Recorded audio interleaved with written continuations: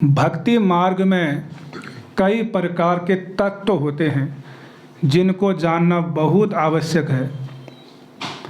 जैसे जीव तत्व, ये जीवात्मा क्या है और यह जीवात्मा कितने प्रकार का होता है और इस संसार में यह जीवात्मा कैसे फंसा और कैसे मुक्त हो सकता है। तो यह है जीव तत्व, जीवात्मा के विषय में जानना। और दूसरा होता है भगवत तत्व, यानी ईश्वर तत्व कि भगवान कौन है, कृष्ण ही क्यों भगवान है और भगवान की क्या परिभाषा हो सकती है। तो भगवत तत्व, ईश्वर के विषय में जानकारी को प्राप्त करना। और तीसरा होता है शिव तत्व, शिव जी के विषय में जानना कि शिव जी कौन है, क्या शिव जी भगवान हैं या शिव जी वैष्णव हैं। अगर वैष्णव हैं तो कैसे हैं और भगवान हैं तो कैसे हैं। क्या शिव जी खाली भगवान ही हैं या केवल वैष्णव ही हैं। तो शिव तत्व को बड़ी गंभीरता से समझना, बड़े विस्तार से समझना। तो ये क्या है, शिव तत्व। और एक होता है भक्ति तत्व। जिस मार्ग में हम लोग चल रहे हैं, भक्ति मार्ग में, इसको कहते हैं भक्ति तत्व।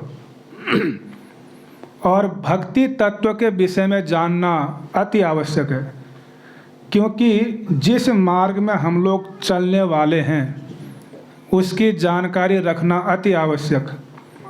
तो श्रील रूप गोस्वामी जी ने एक ग्रंथ ही लिखा है, भक्ति रसामृत सिंधु। और उन्होंने भक्ति तत्व के विषय में बड़े विस्तार से वर्णन किया है। आप में से कितने भक्तों ने भक्ति रसामृत सिंधु पढ़ा है।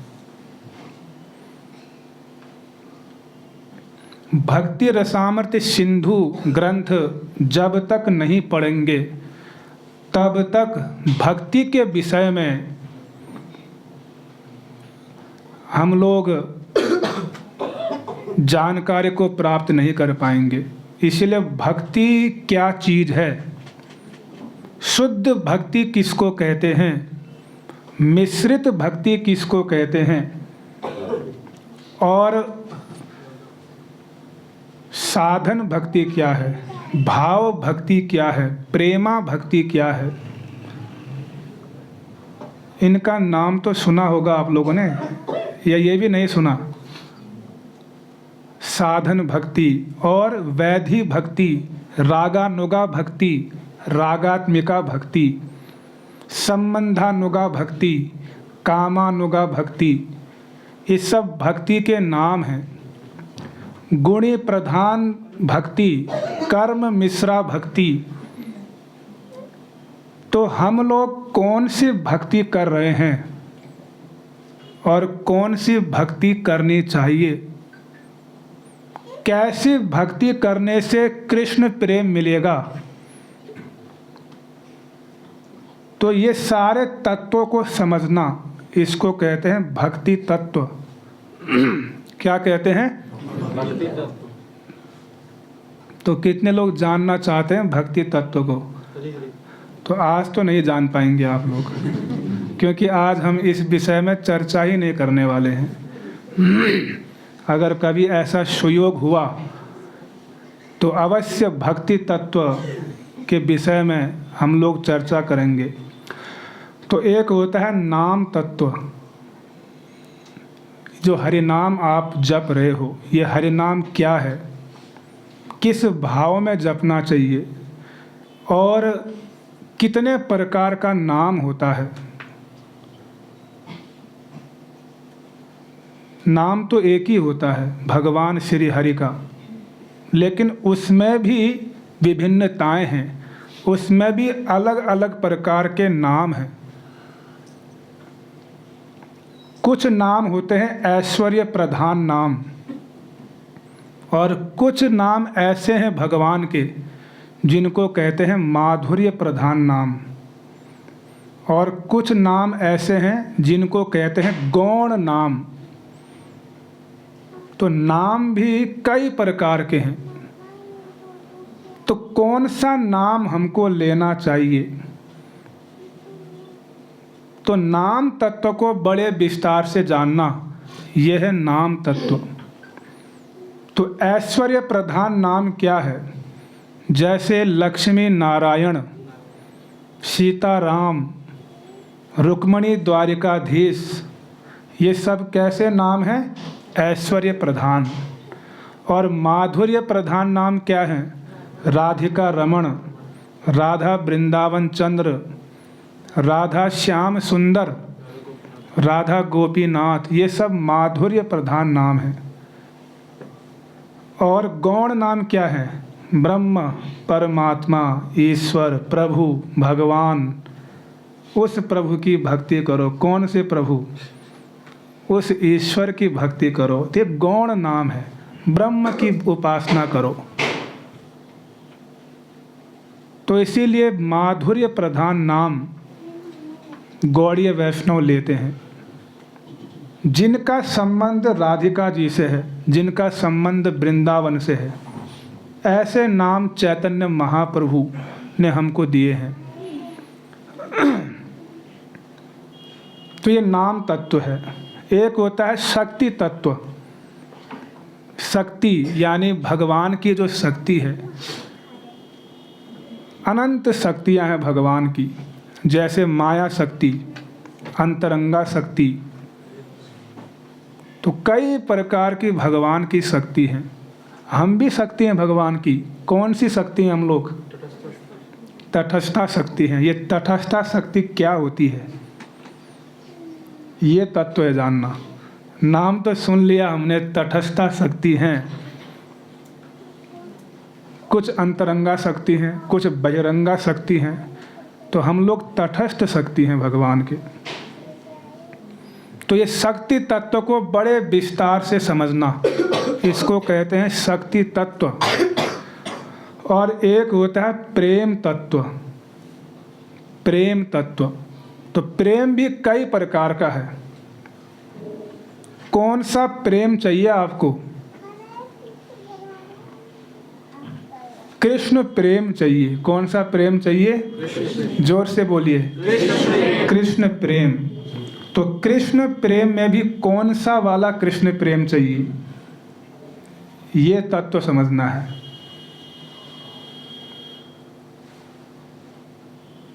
एक ही कृष्ण है जो प्रेम के एकमात्र विषय हैं, लेकिन उन कृष्ण से प्रेम करने के अलग अलग भाव हैं। तो आपको कौन सा भाव चाहिए? आप कौन सा वाला प्रेम करना चाहते हो भगवान से? यह है सब प्रेम तत्व। क्या आप यशोदा मैया की तरह कृष्ण से प्रेम करना चाहते हो? कितने लोग करना चाहते हैं यशोदा मैया की तरह? नहीं चाहते हो? हम तो चाहते हैं। बड़ा आश्चर्य है कि आप लोग नहीं चाहते हो। क्या आप हनुमान जी की तरह राम से प्रेम करना चाहते हो? कितने लोग चाहते हैं कि हनुमान की तरह राम से प्रेम हो जाए? तो यशोदा ने क्या बिगाड़ दिया ऐसा जो उनकी तरह नहीं करना चाहते हो? यशोदा नंदन। और सुदामा की तरह कितने लोग चाहते हैं कृष्ण से प्रेम करना?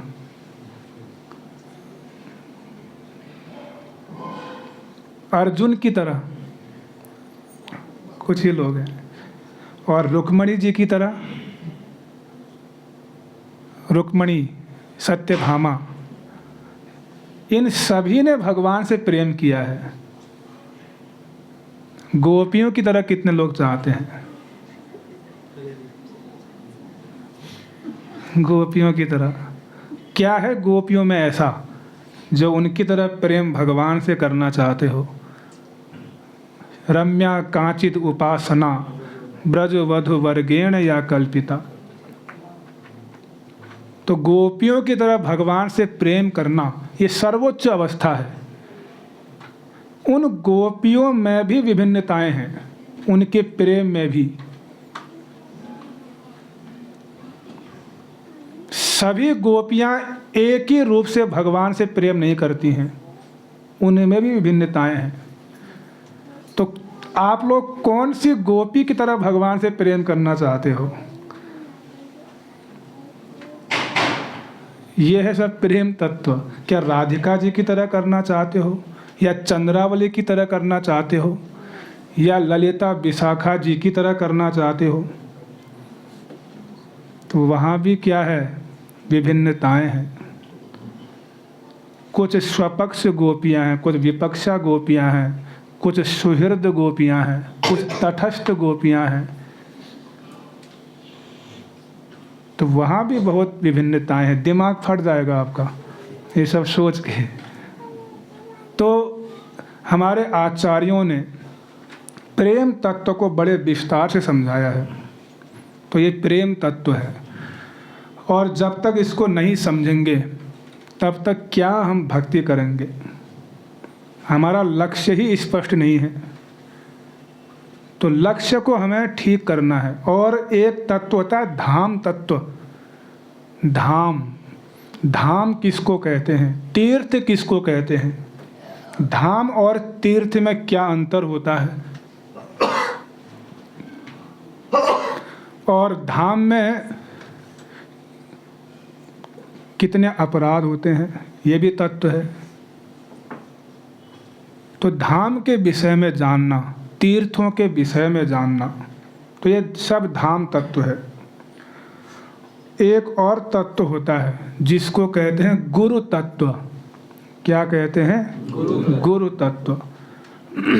और ये गुरु तत्व जो है सबसे महत्वपूर्ण है। अभी तक जितने तत्व आपको सुनाए, उन सभी तत्वों में ये जो गुरु तत्व है ये सर्वश्रेष्ठ है। जब तक हम इस गुरु तत्व को नहीं समझेंगे तब तक हम और जितने भी तत्व हैं उनको नहीं समझ पाएंगे और उनको प्राप्त भी नहीं कर पाएंगे। इसीलिए गुरु तत्व समझना बहुत आवश्यक है।